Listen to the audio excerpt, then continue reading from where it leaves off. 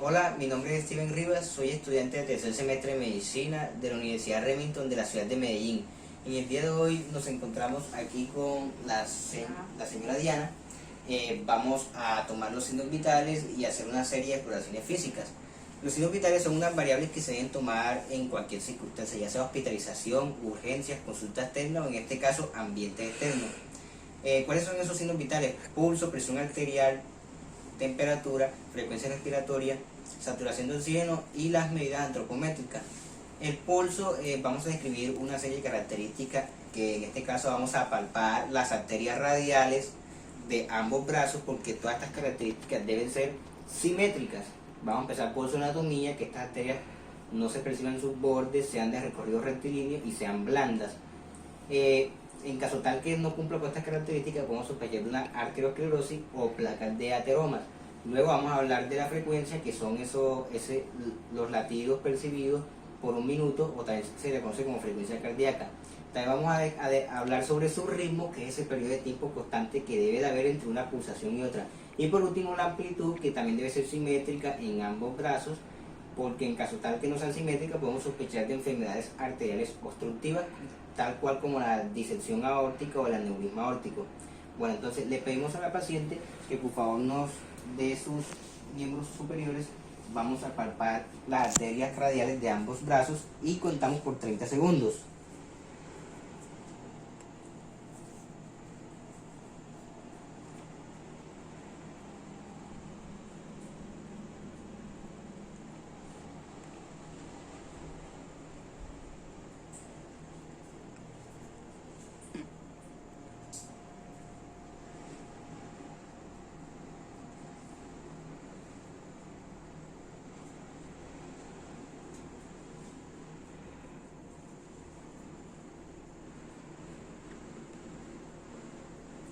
En este caso nos dio un número que fue 42, y eso lo multiplicamos por 2 porque lo contamos por 30 segundos y nos da 84.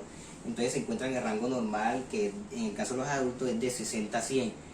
Ya mayor de 100 sería una taquicardia, que puede ser provocado por ejemplo, si la paciente previo a la consulta hizo ejercicio y llegó fatigada, o también por ejemplo por secundarias enfermedades como la anemia o el hipertiroidismo, o también es causado por medicamentos, e incluso la fiebre también puede alterar esta frecuencia cardíaca. Y por debajo de 60 es una bradicardia, que aquellos deportistas es normal que tengan una frecuencia cardíaca muy baja. Lo mismo que cuando estamos durmiendo, también nuestra frecuencia cardíaca tiende a disminuir hasta 40 latidos por minuto. Bueno, ahora vamos a hablar de la presión arterial.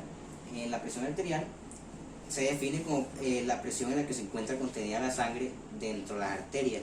Se identifican dos tipos de presiones: la presión máxima sistólica, que como dice su nombre, se da en el momento de la sístole ventricular, que el ventrículo izquierdo eyecta la sangre hacia el árbol arterial, y la presión mínimo diastólica, que se da cuando es ya una vez pasa ese ciclo de la sangre que queda contenida, la presión que queda en la sangre en el árbol arterial. Entonces, para calcular o para medir esa presión arterial, vamos a hacer uso de este dispositivo llamado tensiómetro. Vamos a aplicar la técnica auscultatoria, que le pedimos a la paciente que por favor extienda el brazo a la altura del corazón, y luego vamos a aplicar este tensiómetro. Vamos a aplicar el tensiómetro, ponérselo en el brazo de la paciente. Vamos a ponernos el fonendoscopio y vamos a ocultar la arteria braquial. Luego vamos a insuflar el manguito.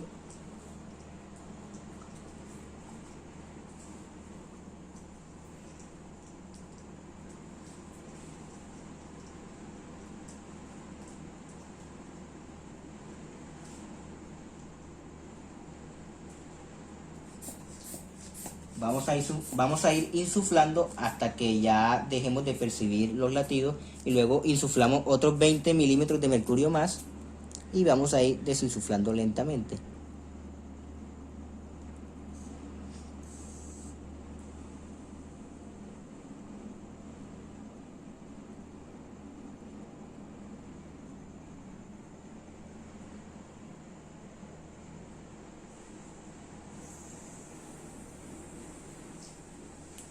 vimos que la presión arterial nos marcó en 116/70, lo que se encuentra en un rango normal, la paciente se encuentra en un rango normal, y de acuerdo a esa presión arterial que nos dio, vamos a sacar la presión arterial media, que se define como la presión de perfusión de los órganos corporales. Se dice que esta presión arterial media debe ser mayor a 60 milímetros de mercurio para mantener estos órganos corporales. Entonces vamos a aplicar la fórmula.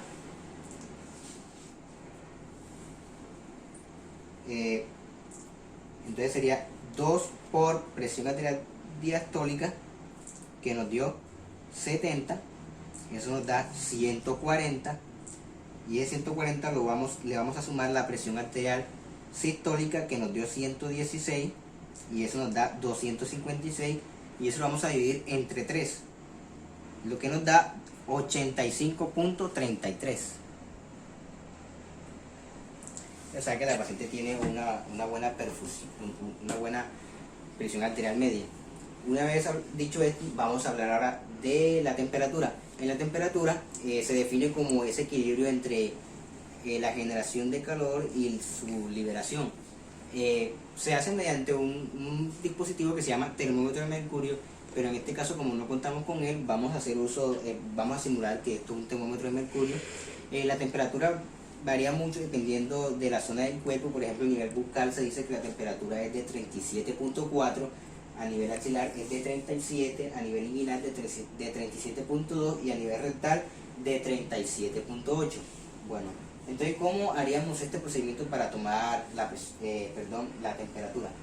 Le pedimos a la paciente que por favor nos levante el miembro superior y vamos a ponerle aquí en la fosa axilar, en la mitad, ese bulbo del termómetro, y luego otra vez le pedimos que por favor aguante ese termómetro por 2 minutos ahí en la fosa axilar.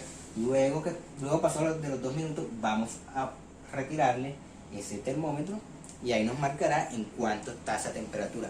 Esa temperatura en cualquier parte de las regiones mencionadas no puede aumentar más de 0.5, porque ya empezamos a hablar de una febrícula, que es aquella que no sobrepasa los 38 grados. Cuando ya sobrepasa los 38 grados hablamos de una fiebre moderada, y cuando sobrepasa los 39 grados, una fiebre alta, y por debajo de 35 hablamos ya de hipotermia. Bueno,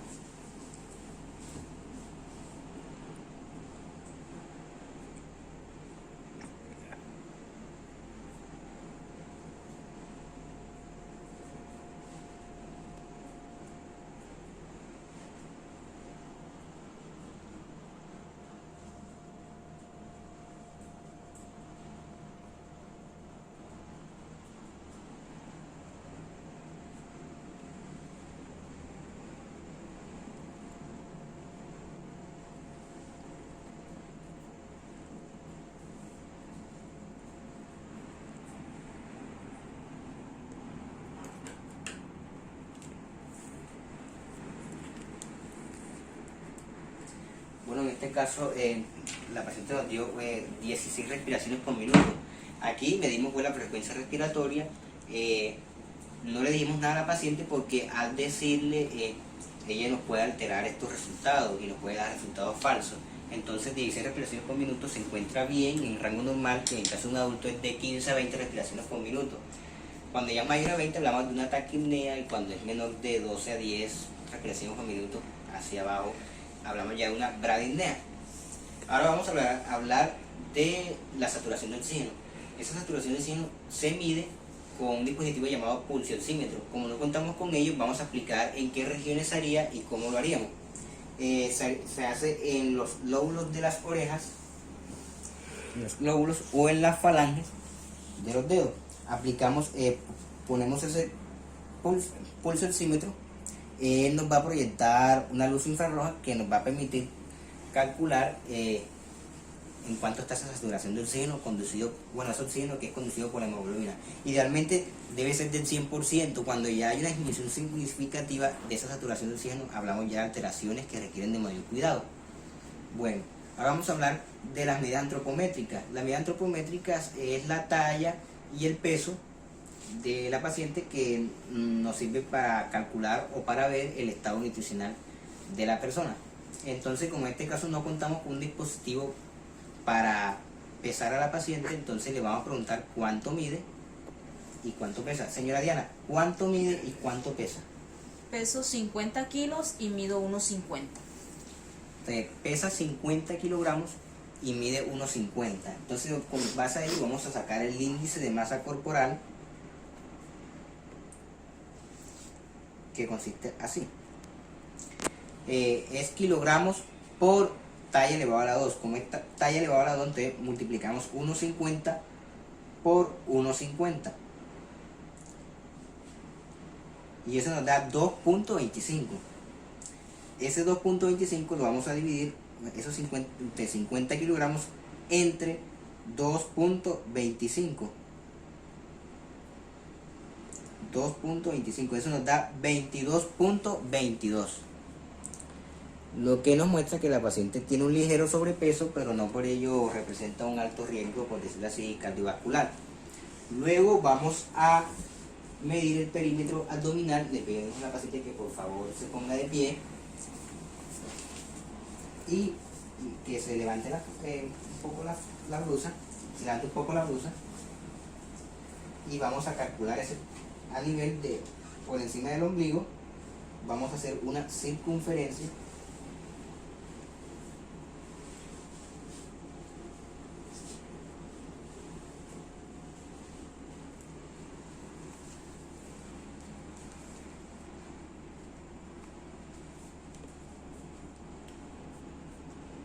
en este caso nos da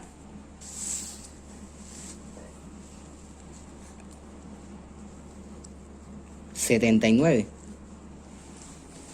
lo que nos indica que la paciente pues no tiene un alto riesgo cardiovascular, porque en las mujeres se dice que cuando ya superan los 88 centímetros ya representa más que todo un riesgo cardiovascular, y ahí ya con la medida antropométrica damos por finalizado la toma de los signos vitales. Ahora vamos a pasar con la exploración física.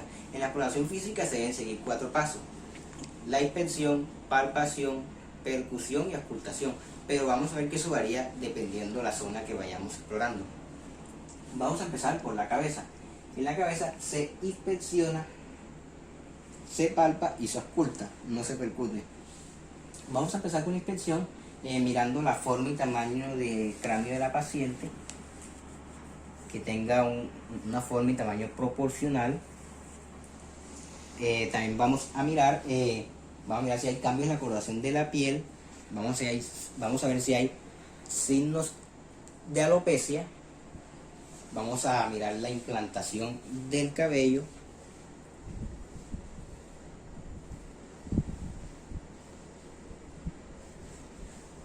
Vamos a ver si hay masas, hundimientos. Vemos que la paciente no presenta nada de esto. Si hay cicatrices en el cuero cabelludo, vemos que no lo hay. Entonces ahora vamos a pasar con la palpación. En la palpación vamos a palpar los diferentes huesos que conforman el cráneo. Empezamos por el hueso frontal, palpando.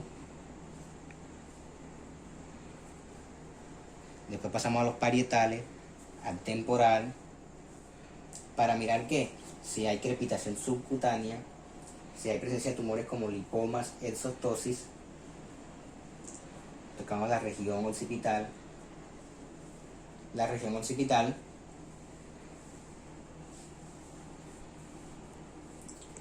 Y vemos que la paciente no presenta nada de esto. Una vez ya hecha la palpación, vamos a proceder con la ocultación con el fonendoscopio de la arteria temporal para descartar soplos que sean provocados por un aneurisma.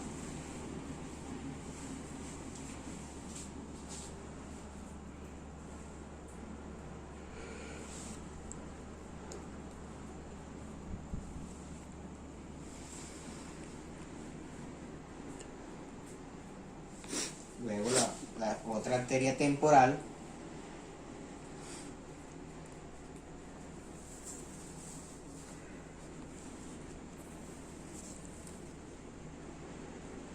Y la paciente no presenta soplos. Y así terminamos el examen de cabeza y vamos a pasar al examen de cuello. En el examen de cuello le pedimos a la paciente que por favor hiperextienda un poco el cuello. Vamos a ver la simetría del cuello, si hay cambio en la coloración de la piel, si hay presencia de masas, si aparece el signo de la danza carotidia, la ingurgitación yugular, que nos lleve a sospechar, por ejemplo, en el caso del signo de la danza carotidia, insuficiencia aórtica. Vamos a hablar también si presenta el signo de la circulación colateral, o si tiene un ganglio inflamado aquí en la fosa supraclavicular, el ganglio de Virchow, por ejemplo. Vemos que tampoco. Vemos que tenemos que ver que la tráquea sea central también. Y después de esto se supone que viene la palpación, pero el cuello es un caso especial. Primero se oculta, tenemos que escuchar esas arterias carótidas primero para descartar soplos que sean provocados por una ateroma. Porque si palpamos primero podemos causar el desprendimiento de esos ateromas y pueden ascender hacia el sistema nervioso y puede causar un infarto del sistema nervioso. Una vez dicho esto, entonces vamos a proceder con la ocultación.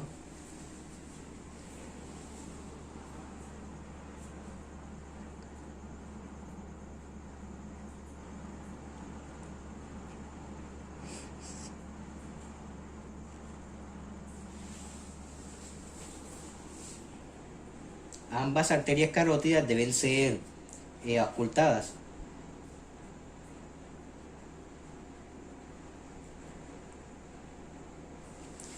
Y descartamos la presencia de soplos. Entonces, ahora sí vamos a proceder con la palpación. En la palpación es necesario conocer la anatomía del cuello y sus diferentes divisiones en triángulo. Por ejemplo, el triángulo posterior, que es donde hay cadenas ganglionares, y el triángulo anterior, donde ya están más estructuras importantes, como por ejemplo la tiroides, que no se ve, que idealmente no se debe ver ni palpar. También debemos, aquí está la tráquea, la laringe con sus diferentes cartílagos. Entonces vamos a coger la silla.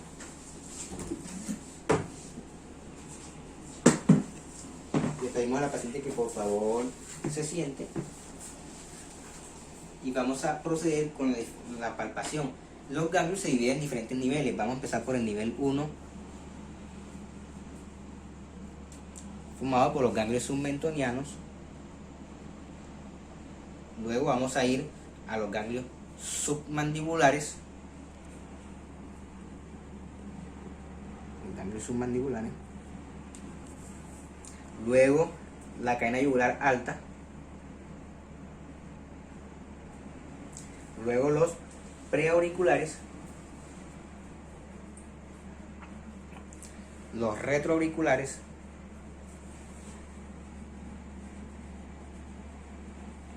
Luego la cadena yugular media.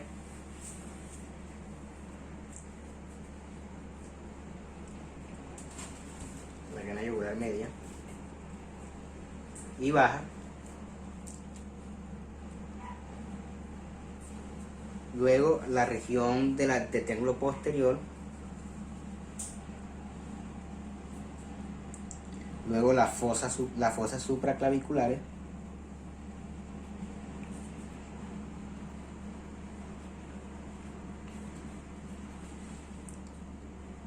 Para descartar un posible ganglio inflamado.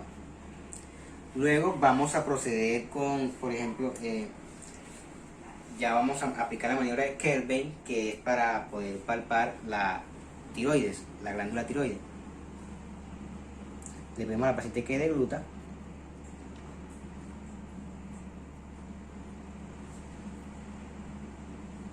Nuevamente. Y debemos ver cuando esa tiroides se desplaza al momento de que la paciente deglute. Y así se aplica la maniobra de Kerbein para poder palpar la glándula tiroides y sus diferentes lóbulos. Bueno, y así, y ahora por último vamos a aplicar el signo de Chosted, que es para descartar, por ejemplo, signos de hipocalcemia. Vamos a aplicar un ligero golpe en la arteria carótida. para ver si hay movimientos en esos músculos faciales.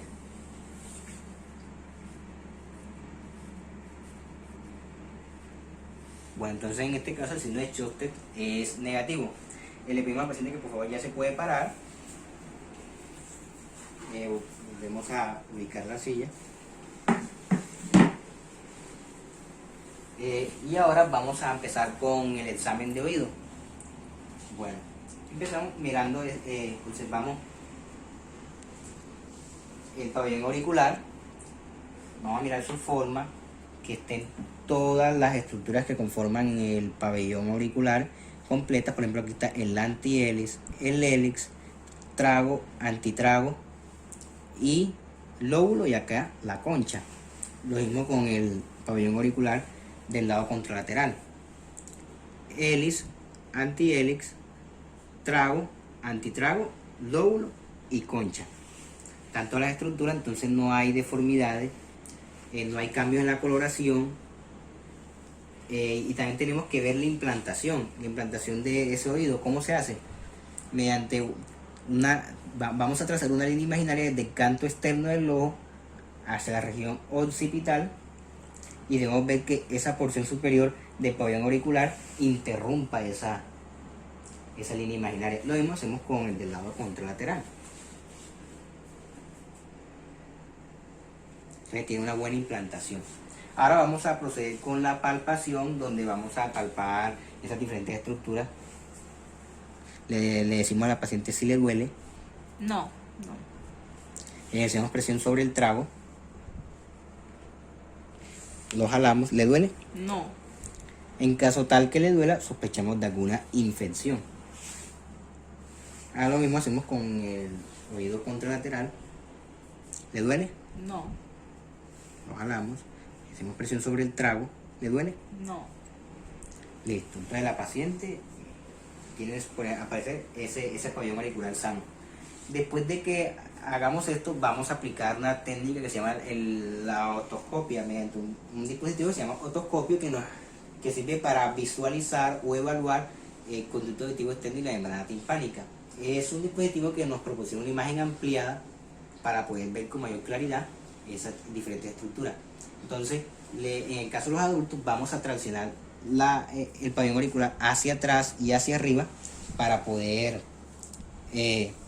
alinear ese conducto auditivo externo. Y vamos a proceder con la introducción del otoscopio y vamos a observar el conducto auditivo externo. ¿Qué es lo que vamos a ver? Vamos a ver, por ejemplo, si hay signos de descamación, si hay presencia de pelos y cerumen, y si no están inflamados también, que nos puede llevar a sospechar una otitis externa. Lo mismo hacemos con el otro oído. En caso tal que la paciente, vamos a suponer que tiene el oído izquierdo que le duele, entonces vamos a empezar ese examen con el otoscopio primero con el oído sano, y ya luego pasamos al oído enfermo. Luego tenemos que ver esa membrana timpánica. Vamos profundizando más en esa membrana timpánica. Tenemos que ver que el color característico, que es gris perlado, sea así, y también debemos ver ese cono luminoso, el malleus. Y en caso tal que haya un cambio en la coloración o no se perciba el cono luminoso, podemos sospechar una otitis media, es decir, una acumulación de líquido o pus en el oído medio. Y también puede ser por una infección que puede provocar la otitis media, el cambio de la coloración de la membrana timpánica. Luego una vez dicho esto, vamos a aplicar con la prueba de diapasón, que son dos test. El diapasón es un dispositivo metálico que se hace vibrar. De acuerdo a esto, vamos a realizar dos tipos de test. El primero, el test de Riney, que vamos a evaluar lo que es la conducción ósea y la conducción aérea. Hacemos vibrar el diapasón, se lo ponemos en la apófisis mastoide de la paciente. Le decimos hasta cuándo deja de escuchar el sonido. Generalmente siempre nos dicen a los 30 o 40 segundos. Inmediatamente cuando nos digan que ya lo dejaron de escuchar, pasamos y se lo ponemos cerca del pabellón auricular, y generalmente cuando lo deja de escuchar, ese tiempo en que ya lo deja de escuchar duplica el de la conducción ósea, Entonces eso se transmite en que el test es positivo, cuando esa conducción aérea duplica la conducción ósea. Luego aplicamos el test de Weber, que se hace vibrar el diapasón, se pone a nivel de la glabela o del vértex. Ese sonido se debe idealmente transmitir a ambos oídos. Si la paciente, por ejemplo, refiere que solo lo escuchó del lado izquierdo, podemos traducir dos cosas. Por ejemplo, que al oído donde se transmitió ese sonido, donde ella lo escuchó, en este caso en el oído izquierdo, podemos sospechar una hipoacusia de conducción. Una hipoacusia de conducción es cuando, por ejemplo, hay alguna alteración en el pabellón auricular, el conducto auditivo externo, la membrana timpánica o de los huesecillos del oído medio, que nos impida esa libre circulación del sonido por esa estructura hacia el oído interno. Y ya una hipoacusia neurosensorial sospechamos cuando al sonido donde ella no escuchó las vibraciones. Ahí sospechamos una hipoacusia neurosensorial, que ya una lesión de la cóclea o el vestíbulo o del octavo par craneal. Bueno, una vez dicho esto, vamos a aplicar ya las maniobras. Por ejemplo, la maniobra de Hinds, que la maniobra de Hinds sirve para identificar o diagnosticar una isquemia cerebral transitoria. En este caso se divide en tres submaniobras. La primera es el impulso cefálico, nistagmus y también el test de sesgo. Entonces vamos a ponerla así otra vez. Vamos a empezar por la prueba del impulso cefálico. Le pongo a la paciente que se siente, por favor. Me vas a mirar fijamente la punta de la nariz. Siempre vas a mantener tu mirada firme en mi punta de la nariz, ¿ok?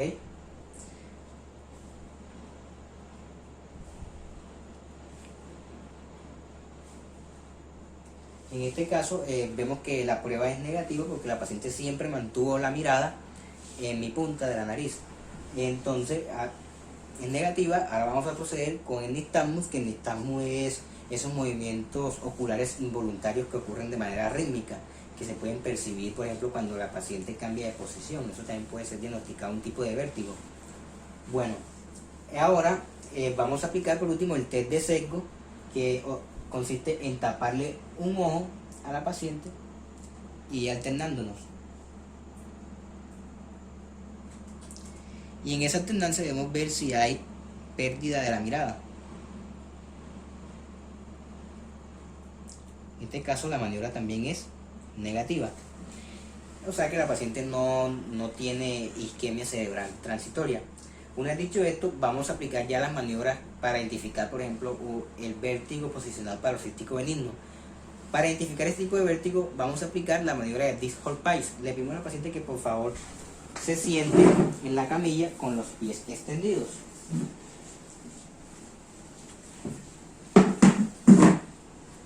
Con los pies extendidos. Bueno, te voy a dar la cabeza a 45 grados. Luego te voy a acostar en la camilla con la cabeza colgando fuera de la cama. En caso tal que te marees, me dices y inmediatamente suspendemos la maniobra. También debemos ver si hay presencia cuando ya acostamos a la paciente, debemos ver si hay presencia de nistagmus. Bueno.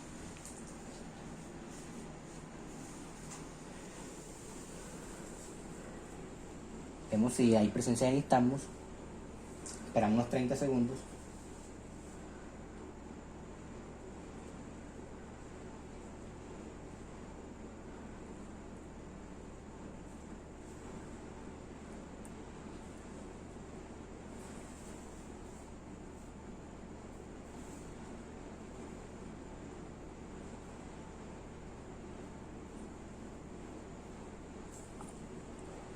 Luego la paramos y le hacemos lo mismo del otro lado.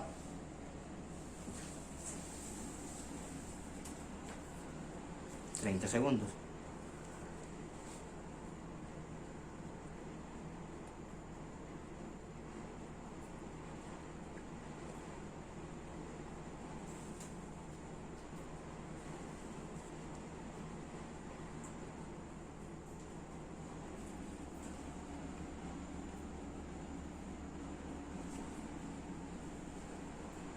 Luego, ya. En este caso, ella no presentó nistagmus, ni mucho menos nos refirió mareo. Entonces en este caso la maniobra es negativa y no hay presencia de vértigo o posición paroxístico. Vamos a suponer que la paciente sí nos refirió mareo y observamos nistagmus. Entonces rápidamente vamos a aplicar una maniobra terapéutica que se llama la maniobra de Epley. En este caso giramos los mismos 45 grados, acostamos a la paciente con la cabeza colgando, esperamos 30 segundos.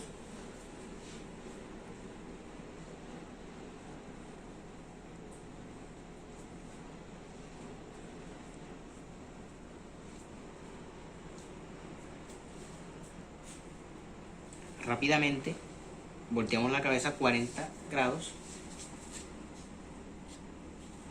y esperamos estos 30 segundos.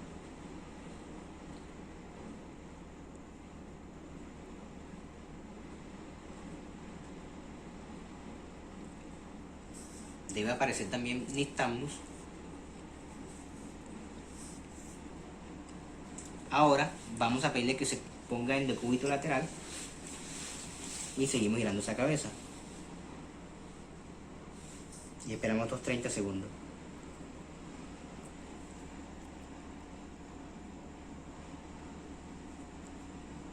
Y así ya damos por finalizado la maniobra de Epley. En este caso la paciente nos debe referir que ya se siente mucho mejor y así ya hacemos una maniobra exitosa. Y así ya terminamos el examen de oído.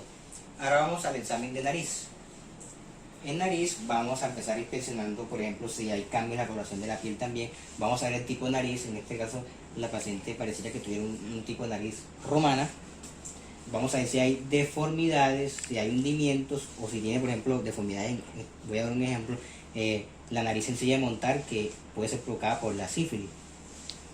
Vamos a mirar el tamaño de las narinas y si hay signo de, si está el pliegue de Denny, que nos indique una rinitis alérgica. Luego vamos a proceder con la palpación de esos huesos nasales y le preguntamos si le duele. No.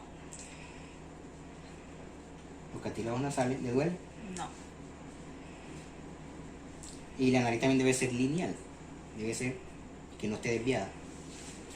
Luego vamos a proceder con obstruirle una fosa nasal para evaluar si hay respiración ruidosa.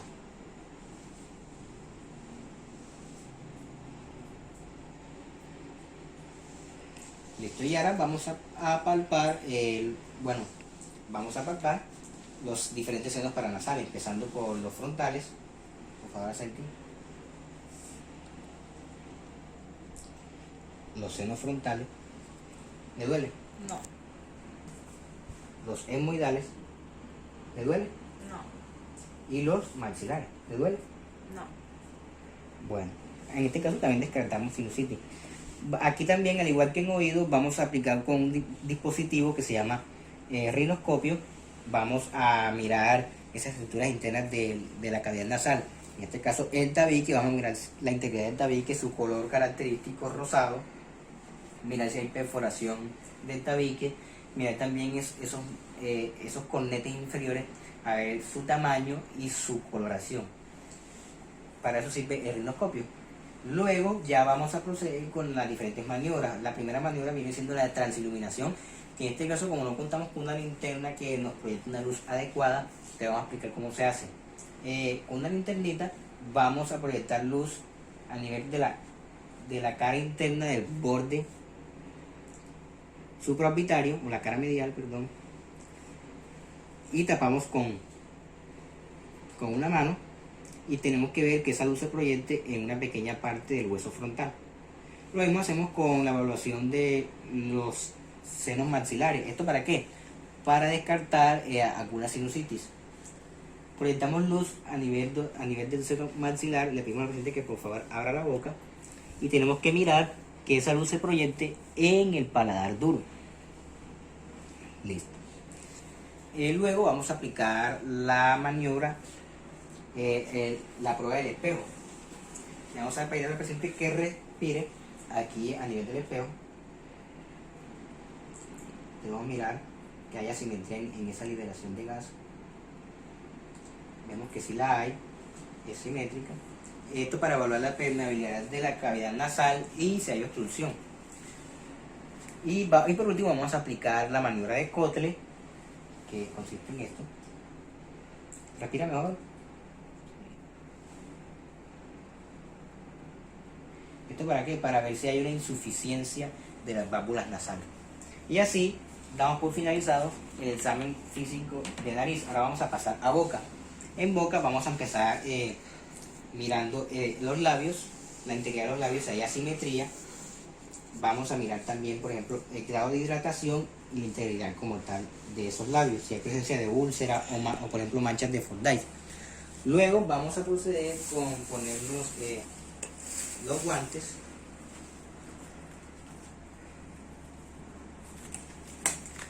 Rápidamente.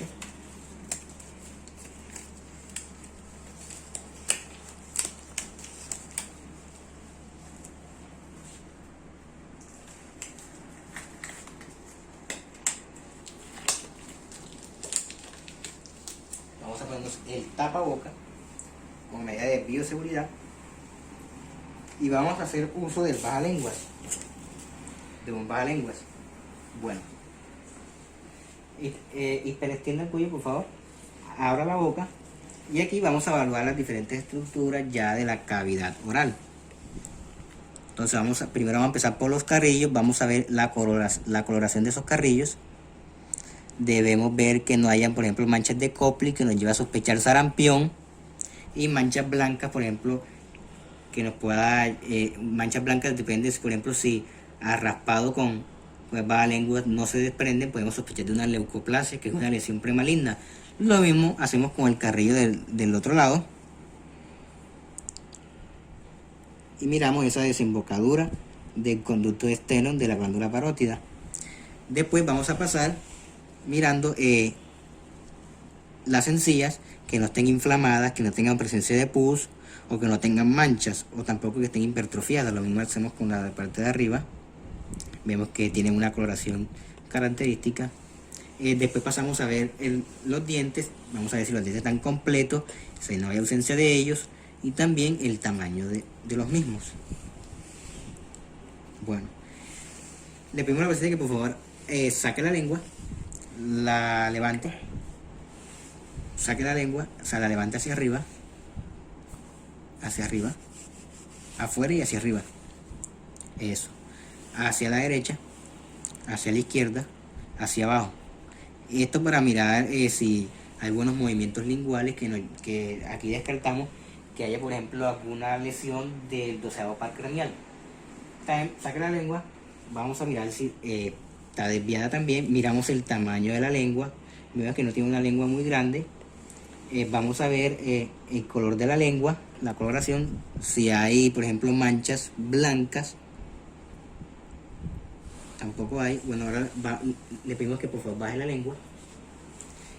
Vamos a mirar el paladar duro, si hay, por ejemplo, un torus palatino, una protuberancia ósea.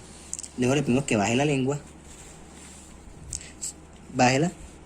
Diga A permanentemente. Ahí vemos la úvula, debemos ver que está centrada y debemos observar.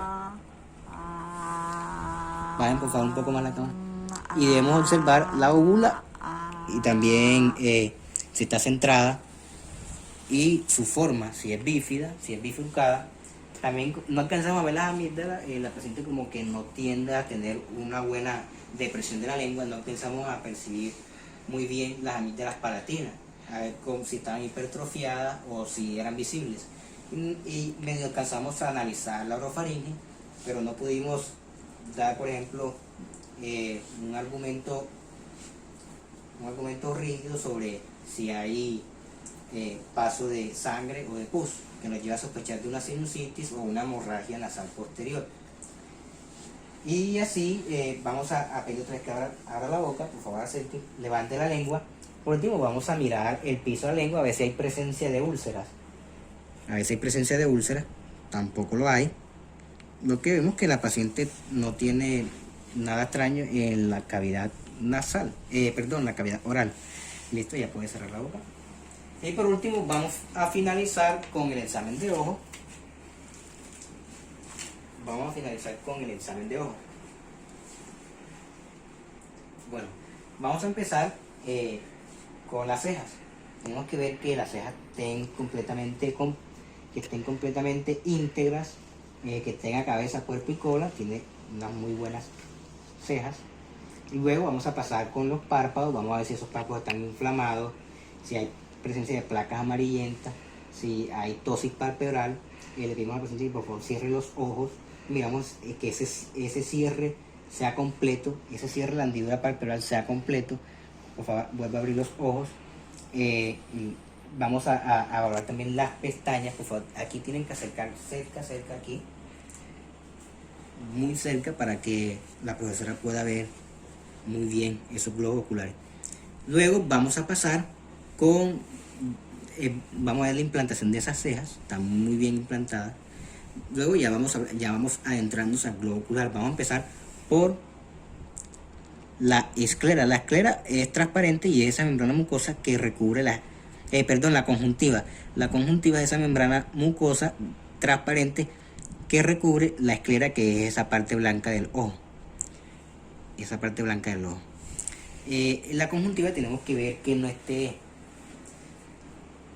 inflamada ni hipertrofiada. Tenemos que ver que esos globos oculares no estén que no presenten hundimiento o sobresalgan mucho de la órbita. Vemos que la paciente tiene esos globos oculares bien sanos. Vamos a mirar después la esclera. Si hay cambio en la coloración de la esclera que nos lleva a sospechar ictericia, vemos que hay que ver que sean totalmente blancas. En la conjuntiva vamos a mirar ya miramos la conjuntiva vulvar, miramos la conjuntiva tarsal, las conjuntivas tarsales inferiores. Vemos que no hay una palidez. Y luego vamos a mirar las conjuntivas tarsales superiores. Después el paciente que mira hacia abajo. Y así miramos esa conjuntiva tarsal superior. Lo mismo hacemos con el otro ojo.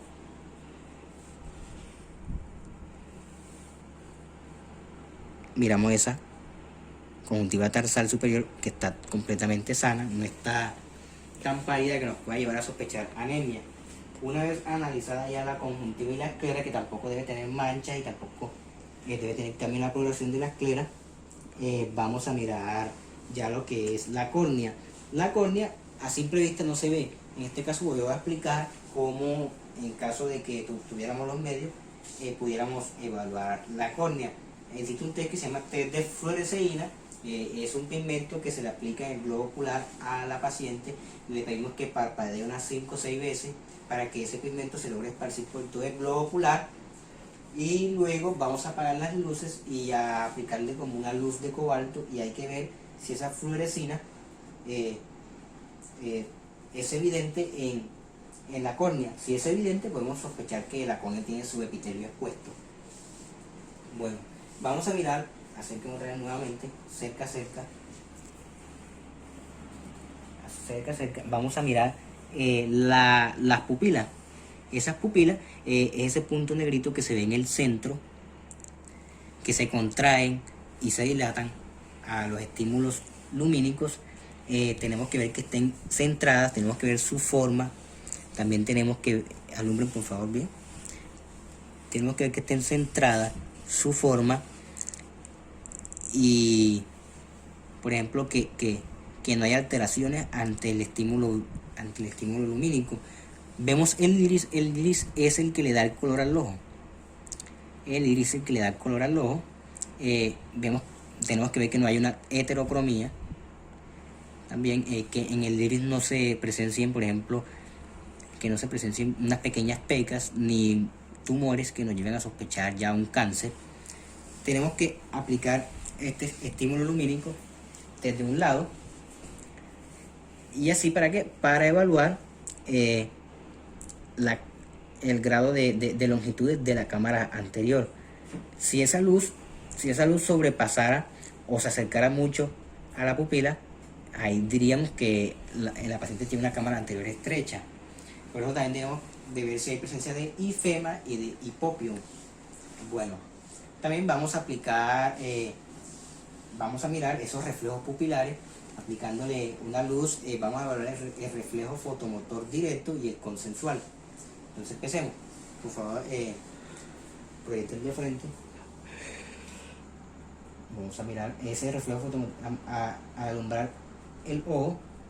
Vemos que esa pupila se contrae inmediatamente. Lo mismo hacemos con el otro, se contrae, el otro se contrae. Y el consensual consiste en que una vez que alumbremos un ojo, que se contraiga esa pupila, acá también se va a contraer. Y la del otro lado también se contrae. Por favor, mantengan acá, mantengan acá enfocado y yo alumbro acá. Vemos que la paciente responde muy bien a esos estímulos lumínicos. La pupila se contrae normalmente, o sea, es normal. Luego vamos a evaluar el cristalino. En cristalino tenemos que ver que no haya una ausencia de reflejo rojo. En este caso la paciente, no sé por qué no presenta ese reflejo rojo, pues vemos que se marca un poquito. Y también si no hay luxación del cristalino. Y una vez dicho eso, vamos a evaluar la presión intraocular mediante una técnica que se llama la tonometría por baloteo. Con los dos dedos índices vamos a hacer una pequeña presión sobre los globos oculares y tenemos que percibir que se hunde un poquito, y esa consistencia del globo ocular también no debe ser tan rígida. Lo mismo hacemos con el otro ojo.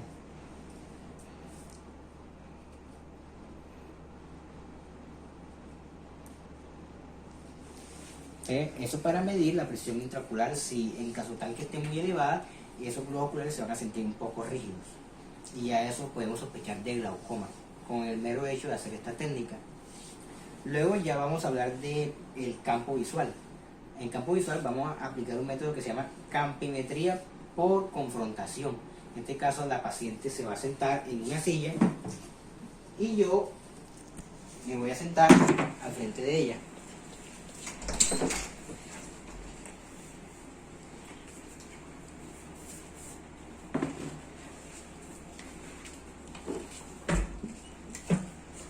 Bueno,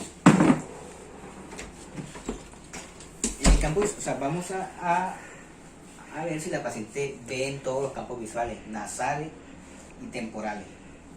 Yo me siento al frente de ella. Señora Diana, te voy a pedir que te vas a tapar el ojo izquierdo y yo el derecho, ¿vale? Bueno. Entonces yo voy a acercar los dedos, tú me vas a decir en qué momento lo ves. ¿Estamos de acuerdo? Sí. Bueno. Ahí. Ahí. Ahí. Ahí. Muy bien. Ahora el otro ojo. Ahí. Ahí. Ahí.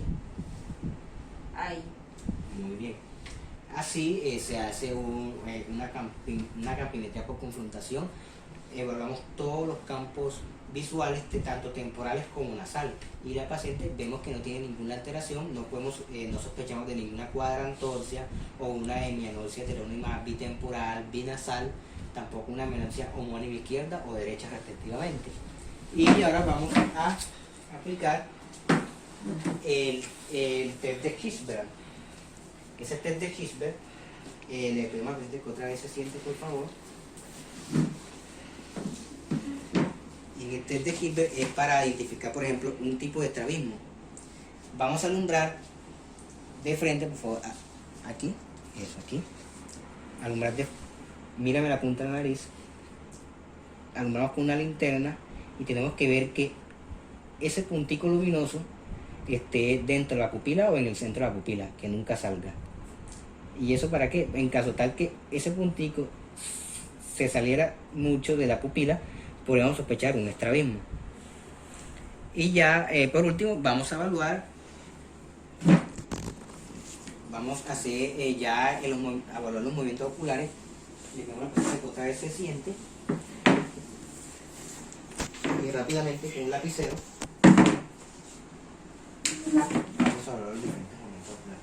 Primero vamos a hacer con un ojo, le vamos a tapar un ojo Y tú vas a seguir, vas a seguir, vas a mantener la mirada en el lapicero. ¿Estamos de acuerdo? Sí.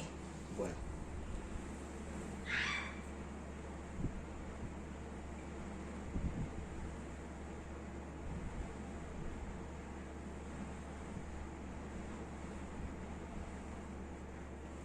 Esto para ver si no hay alguna alteración de esos músculos extraoculares.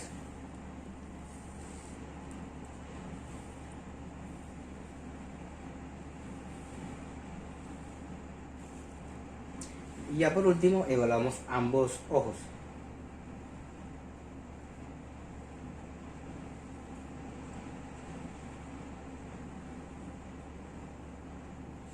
Listo. Y así terminamos el examen físico de hoy. Muchas gracias por ver el video y nos vemos la próxima.